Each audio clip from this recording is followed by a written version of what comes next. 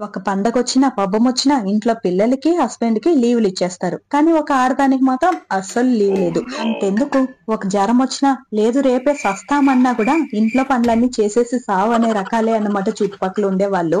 వాళ్ళు చెప్పకపోయినా మనం కూడా అదే చేస్తామనుకో, ఇల్లంతా శుభ్రం చేసేసి సద్దాము, సచ్చిన తర్వాత మళ్ళొచ్చి అందరూ ఇల్లు ఎలా పెట్టుకుందో చూడని అడస్తారనేసి ముందుగానే అన్ని శుభ్రం చేసేసి కూడా చచ్చిపోయే రకాలు కూడా మనమన్నమాట.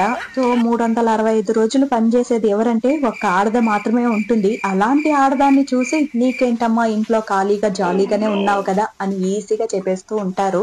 ఒక్కరోజు ఇంట్లో పని చేయమని చెప్పండి, ఎవ్వరూ ముందుకు రారు.